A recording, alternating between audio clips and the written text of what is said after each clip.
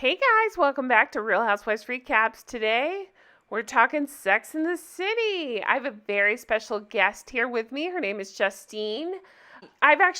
She has two podcasts. I've been on them both. I love them very much. We had the best time recording together. So I let her pick an episode of Sex in the City and we'll get into all of it. We'll break it down. You'll hear us talk about her history with Sex and the City and her history with And Just Like That and which episode she picked, and we'll talk about all that. So let's get into this. So thank you so much for being here, Justine. Tell us everything. Tell us about your wonderful podcast. Well, thank you so much for having me. I am so excited to talk about this episode because I loved it.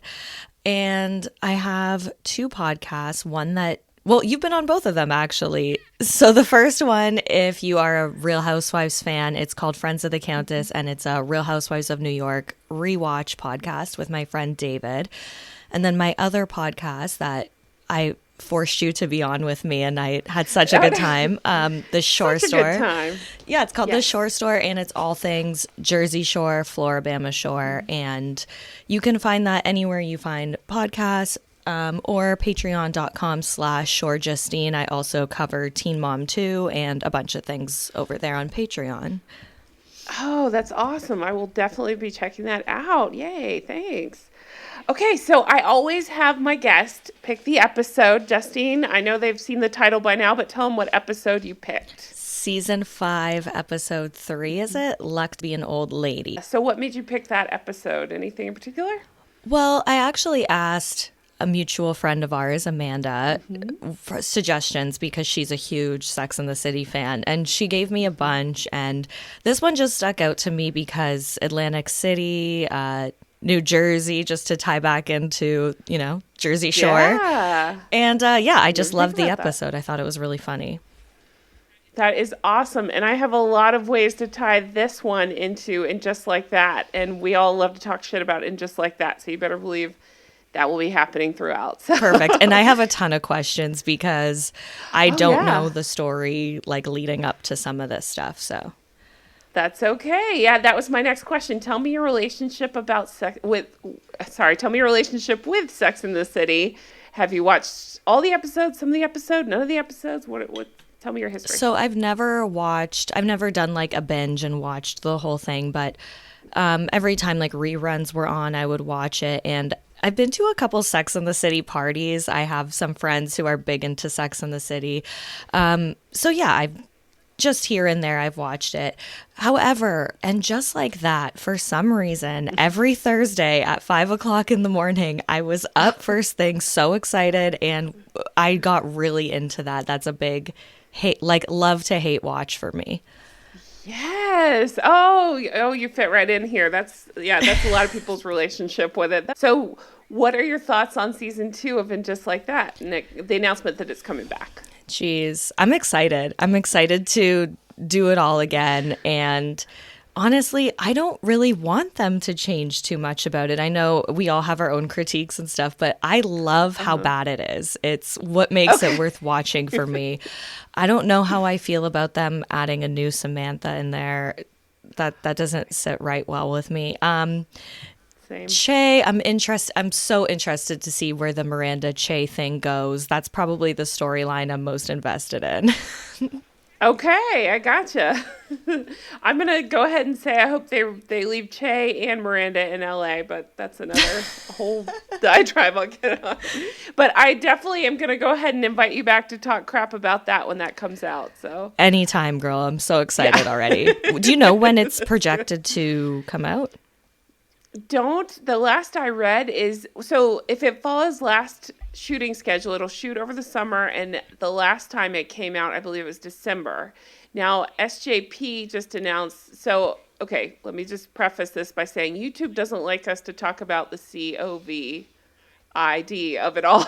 Okay. Something about that word triggers things, so that's why I'm not saying it, but she came positive with the thing, as did Matthew Broderick, this week. So I don't know if that's good. They're in a play right now. Plaza Suite, I think it's called. So it's going to slow that. They had to close that for a little bit, and then they're going to, I think, start that back up maybe. So it might push everything back. So I would assume winter, sometime in the winter. It'll, maybe early next year it'll be out. Okay. Well, I'm looking forward to it. Whenever it is, that's right. We're gonna talk crap about it when it does. I have this feeling in my gut it's gonna be even worse. So it'll be something fun to talk about. I mean, I don't know how it can get worse, but I said that every single week when I watched it. So okay, so let's talk about this episode, Luck Be an Old Lady. So it aired August 4th, 2002. It got a 7.5 out of 10 on IMDb. So people did like this episode a lot. I like this episode. I have some stuff to talk about throughout, but we'll get there. So I just like to kind of talk scene by scene, but definitely stop me as you think of things or whatever questions you have. I asked you 100,000 questions about Floribama Shore, so please pay me back for that and ask me 1,000 questions. Sounds good. Okay. So Luck Be an Old Lady. So I always try to pull behind the scenes stuff along the way, so I'll shoot some of those at you as we go. But the first thing I want to bring up, this season, both Cynthia Nixon and Sarah Jessica Parker were pregnant. I believe Cynthia had already had her baby at this point. SJP was pregnant. This was the first time we're actually seeing her belly. You could actually see a teeny bit. She's like a -2, but I did not notice at all. Yeah, that floppy silver shirt that they show. And I love to take a moment and talk about fashion, so we'll get there. But you do get to see a little bit of a belly. Yeah, when she had her hair cut short, it was her pregnant season. So then, okay, so let's just talk. What were your initial thoughts? And we'll break down the episode. What were your initial thoughts? Did you enjoy rewatching it? Anything pop out at you? Yeah, definitely a sign of the times with the fashion. Of course, that's a huge thing in the show. And also one scene that really was like, whoa, was the body shaming scene, which was kind of towards the end of the episode. But I was like, none of these people are overweight at all. And it's like going back and forth between like, no, you're the fat ass. And yeah. That's an ongoing thing. You're absolutely right. Yeah. Yeah. Oh, God. Wow. Okay, so Carrie, we start out the episode. Carrie has her first blind date in a decade. So she had a tumultuous thing with Big. They were on again and off again. They were off again at this point. She's going on a blind date. She never elaborates who set her up on the blind date. She says basically she's hoping for the best but preparing for the worst. She looks around. She's looking for Ted, hoping to be surprised. Oh, no Ted. So we flashed to her at the cafe, talking to the girls, saying, I got stood up. What are your thoughts here? Okay, so yeah, you answered my question because I was going to be like, where is she with Big at this point? Because also I've seen the movies too as well, so I know what goes on there. How it ends up. And so this is hard. I've seen every episode literally 10 times plus. I mean, I've seen every episode. It's ridiculous at this point. I'll be honest, I haven't watched them chronologically in a very long time, so I can't remember which breakup this was. I can't remember exactly what happened between them to cause this one. But they've been on and off since like season 1, correct? Like he's been in it since the beginning. He was in the first episode. Yes, absolutely. Yes, it's always something, and it's usually, I mean, he jerked her around, but she is so neurotic. Like she would push him away and then be like, "Why are you away?" You know, that kind of thing. So yeah, she's horrible. Always on again. Absolutely. She is very horrible. I totally agree. So she got stood up. She tells the group she deigned to go on a blind date. He didn't show. And Charlotte asks, are you sure? And she says, well, either he took a look at me and either that or he took a look at me and ran for the hills. So Sam says it's beneath her to go on a blind date. I got to be honest here and say I met my husband on a blind date. So wow, really? Yeah. So how was that? Was it a mutual friend that hooked you guys up, or? Kind of. So we lived in this apartment complex, and like I always liked the apartment manager guy, who's a young guy, who's this like fabulous gay guy. I just always loved spending time with him and talking to him, and he, like it was in the old days where you'd have to take your check up to pay instead of paying online. So I'd go take my check up and I'd talk to him, and he's like, I need you to meet this guy. And he told me about him. I was like, whatever, you know? And yeah, so it just kind of went, we traded numbers and it went from there. And yeah. So wow. I love that. I feel like nowadays everyone's like, we met online. Yeah. My parents met on a blind date, though, too. I know. It's weird. Wow. Like, it just seems to run in the family, yeah. My parents are weird. They met on a blind date through a mutual friend, got engaged after a week, got married 3 months later, and then they've been married. I'm 41, so they've been married like 42 years. Yeah. Good for them. Wait, so so it was completely blind, like you had never even seen a picture of your husband before you met him in person? So, no, it wasn't completely blind. I had seen a picture. The guy that set us up he told me where to find him. So I looked him up and I was like, oh, he's cute. Yeah, set us up. Yeah, and you're like, I agree to this. Yeah. I think I'd seen him maybe around the apartment complex too. I wasn't sure, but yeah. I told the story. I won't even go into it. I told the story in another episode that our first date, we went to a burrito place I had never been. So I was just like, oh, hey, I'm with a cute guy. I'm nervous, whatever. So I said, yeah, I'll just have whatever he's eating. I don't care. And it ended up being the hottest. He loves spicy food, and I didn't know this. It was the hottest thing on the menu. So the whole first date, I'm crying with heat from the burrito. So it's a wonder I got a second date. Like, I had mascara running down. I was like, oh, my God. So, yeah, anyway, yeah. Have you ever been on a blind date? No. Mm-mm. Okay. How'd you meet your boyfriend? I met him at work. Yeah. So I work at a bar, and I get into that a lot on my podcast, by the way, if anyone wants to know like specifics. But yeah, I met him at work, and I was on the smoker's patio, and I just like told him I thought he was cute and got his number, and we ended up hanging out the next day. And yeah. How long ago was that? Geez, it'll be 7 years if we make it to the winter time. Okay, fair enough. Wow, that's awesome. Very cool. Do you still work together or no? No. He was just a customer at my work. We don't work together. Oh. I thought you said he worked there. Okay, now I gotcha. That's cool. That's very cool. Yeah. So not quite a blind date, but yeah, that's cool. Okay, so Sam says it's beneath her to go on blind dates. Charlotte says that she knows great people who've met on blind dates. Okay, Carrie's outfit. She is wearing a blanket. Did you notice the outfit here? It's okay if you didn't. I just pick up details like this. No. It was like a crocheted, like, did you ever watch Roseanne? I know, I don't get political, so we don't have to talk about the politics, but the old Roseanne, there's this crocheted blanket on the couch. I can see it in my head, yes. Okay, that's basically what Carrie was wearing in this scene. I was very surprised. Yeah. It's horrible. But yeah, so let's see.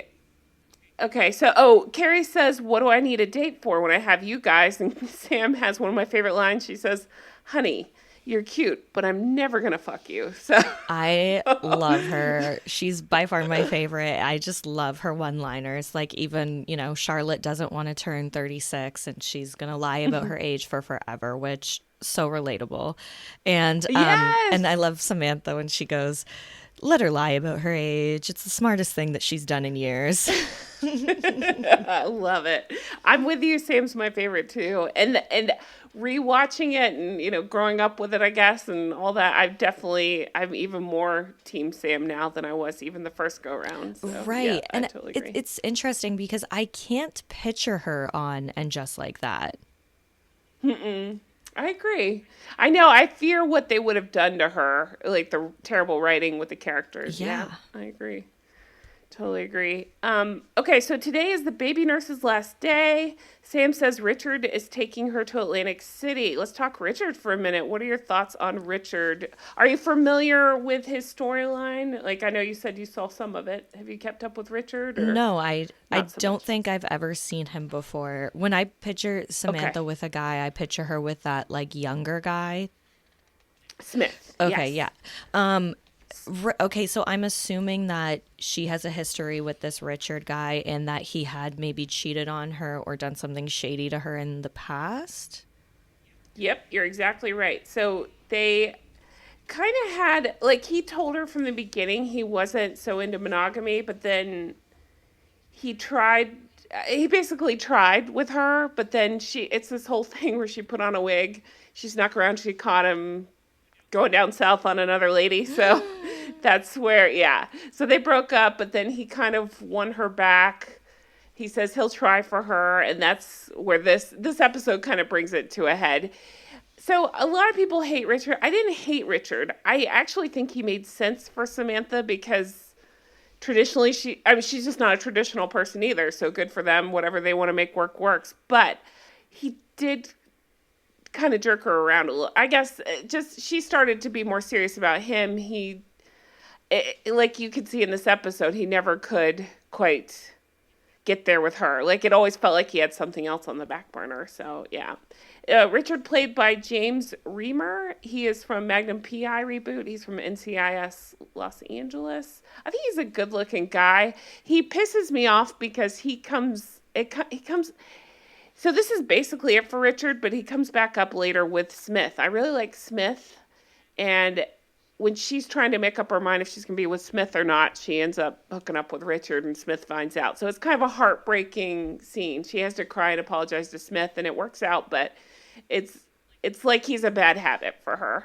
Right. That's so interesting to me that Samantha's character never wanted to do an open relationship. That seems kind of down her alley. It does. You're right. And I feel like that did come up with some of the smaller ones, but yeah, you're right. Yeah, that's a good point. I don't know. I think it was just, yeah, she just didn't really have that many serious boyfriends until, like you say, Richard a little bit, but more Smith. Then things kind of changed there. So Richard's taking her to Atlantic City. They're taking his private jet. Carrie says it's bullshit. That's the thing that Carrie keeps saying because they can't even celebrate Charlotte's 34th birthday. So Charlotte is turning, I wrote it down, 36. And she didn't want to admit it. She wants to stick at 35. And like you said, yep, Sam points out that's the smartest thing she's done, lying about her age. Mm-hmm. So, okay, 2 nights later, Carrie says this is bullshit. She's calling the girls, trying to arrange the get-together. And I feel like I couldn't relate to this, when I watched this in my 20s. But now that I have a kid and I have, like, my friends are, spread out throughout the country, I get this. You call them, you try to arrange something, you say, oh, it's bullshit, why can't we all get together? But it's hard, man. Everybody's got something going on. And yeah, for sure. Hard. Okay, so Sam says that she'll have to talk to Richard about getting out of Atlantic City. Or he says, no, bring them with us, and I'll get them comp suites on the room and the private jet. Have you been to Atlantic City? I have been to Atlantic City. So once again, huge Jersey Shore fan. On my 21st birthday, my ex-boyfriend and I we took a road trip to Seaside Heights, New Jersey, where they filmed Jersey Shore. And we spent I think 2 or 3 nights there. And then we went to Atlantic City and spent another couple nights there. So I didn't stay at the Taj Mahal like they did. I stayed at the Tropicana, but Atlantic City's cool. Have you ever been to Niagara Falls, Canada? I have not. So it reminds me a lot of Niagara Falls, Canada, just the touristy stuff, the casinos and the rundown bars and just stuff like that. And I like it. I personally think that makes for a great night out. So, That's even awesome. Miranda makes a joke about Atlantic City, oh, what did you do to him that he's punishing you with this, but I like it. It's a good time to me.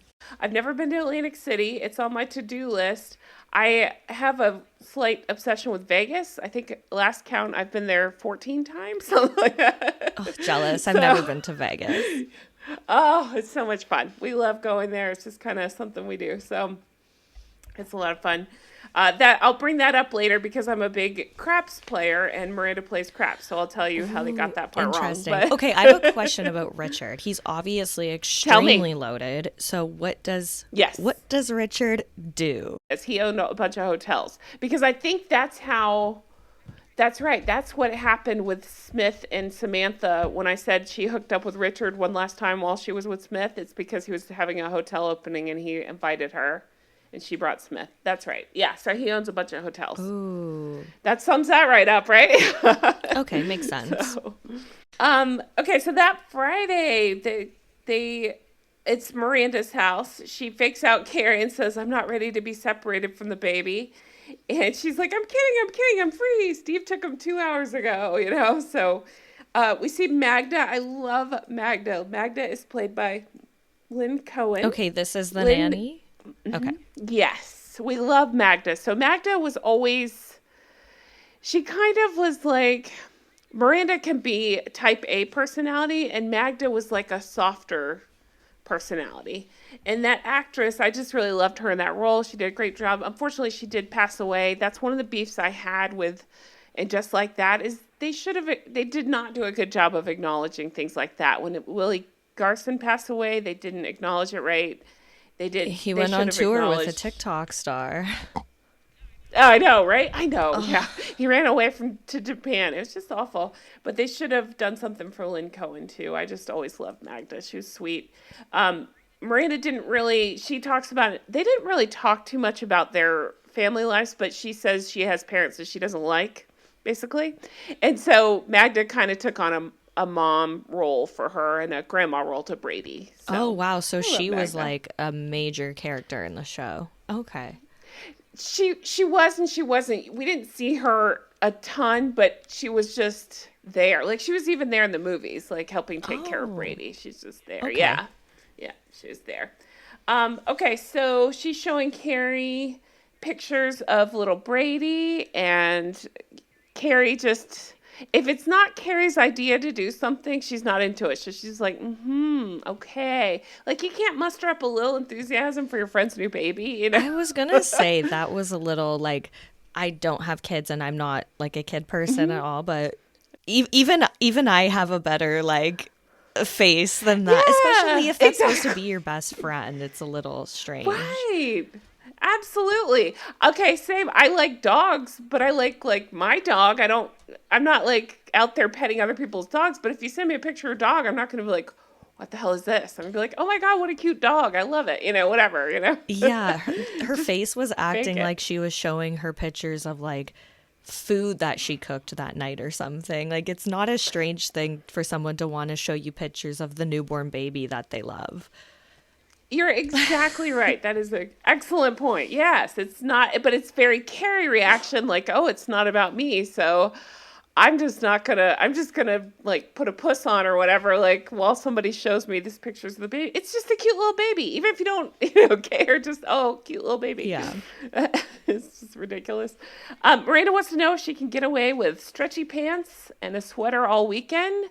I kind of laughed to myself because I don't know when the yoga pants craze hit all of us, but that's kind of a thing now, especially in this COVID times, like we all live in stretchy pants. What's the problem? And again, there was this whole thing of like, Miranda has put on weight since she had the baby. And when she answers the door, she's just in her black t-shirt with the pants. And then later she throws the cardigan on over and she has heels on and stuff. And I just want to say, I thought she looked incredible. Body 10 out of 10. Yeah.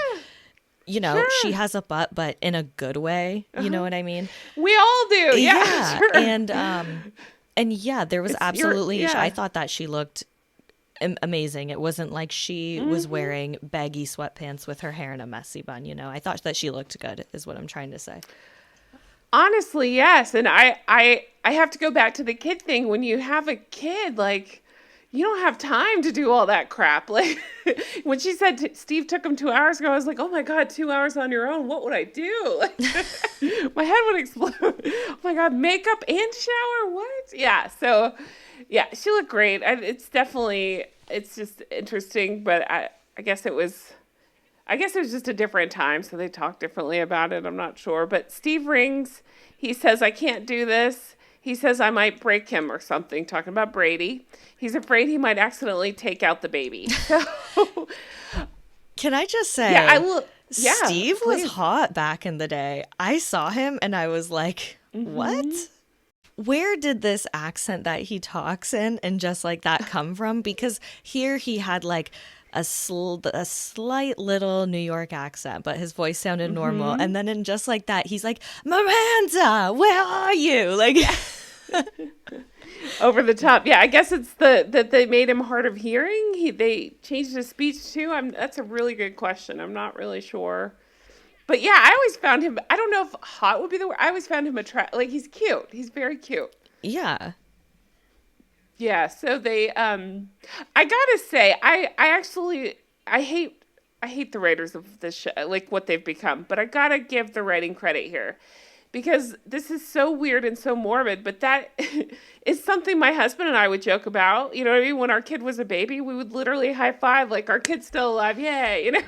And that sounds so weird and so morbid, but it's like you're so sleep deprived and worried about this person nonstop. You kind of have to make light of it a little bit. So I like that they said that and they did that. It's a real conversation you would have. Yeah. Like, you try not to hurt him, I'll try not to hurt him. We're good. Like, 1,000%. And if it's his first time alone with the baby, I would be the exact same way. I've never babysat my nephew to this day because I'm like, I'm going to break him.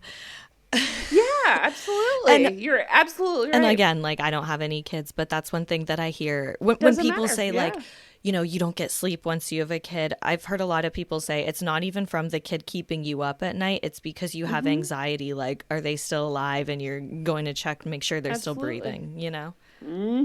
Absolutely. All of it. Yes, you're absolutely right.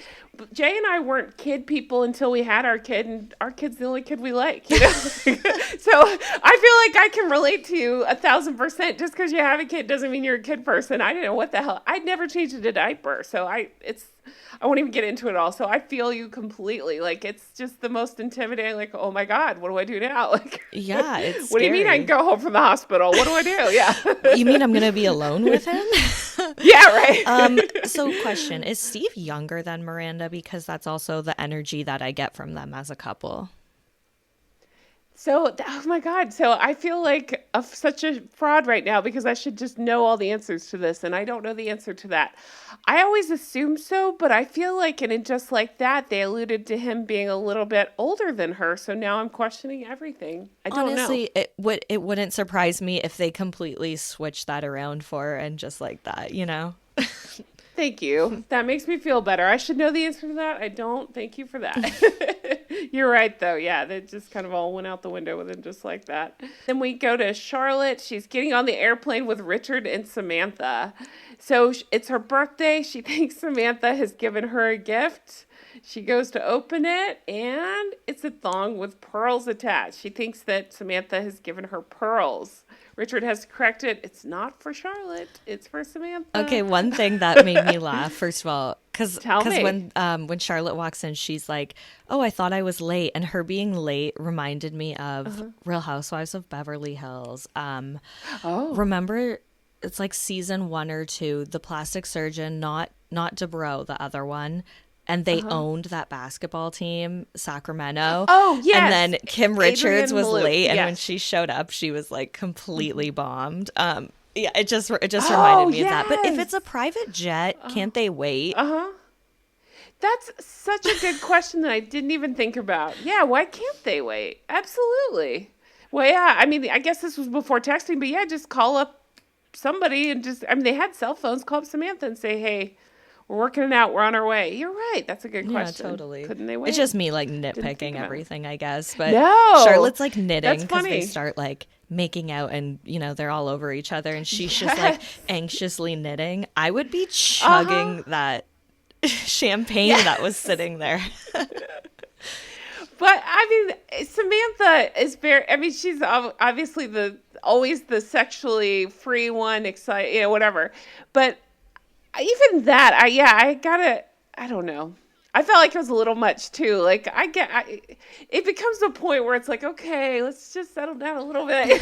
Like, you know, I felt for Charlotte is what I'm trying to say. Like, I felt like they were kind of over the top when Samantha threw her legs over Richard and he was like all over pawing at her. I was like, okay. Yeah, I agree. It's like, does that private jet not have like a back room that you guys can go to if you can't wait? Exactly. How long would that flight even be? New York City to Atlantic City. I just thought of that. That would have to be like a 15-minute flight because it's probably only an hour drive. Good point.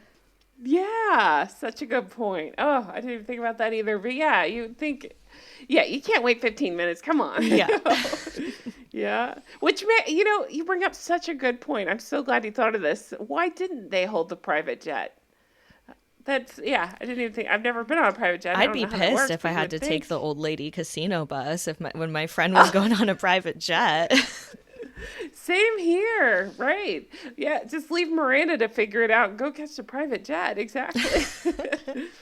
So I'm going to go ahead and end it here. This is part one. I thought this would be a great place to end it right before we get into Atlantic City. So we've already talked for 30 minutes. We're having the best time. I can't wait to hear all the behind the scenes stuff and all the stuff we get into with Atlantic City. Thank you guys so much for watching. Thank you, Justine, for being here. She's just such a pleasure to have on. Do be sure to check out her podcast. She has Friends of the Countess, if you're into, of course, Real Housewives New York kind of stuff. And she has The Store Shore, if you're into Jersey Shore and Floribama Shore stuff. So she's fabulous. Thanks so much for being here. I appreciate every single one of you. Be sure to leave comments, give that thumbs up, hit that subscribe button, you know, everything to do. And I can't wait for you to hear the next part. It should be up probably tomorrow. Take care. Bye-bye.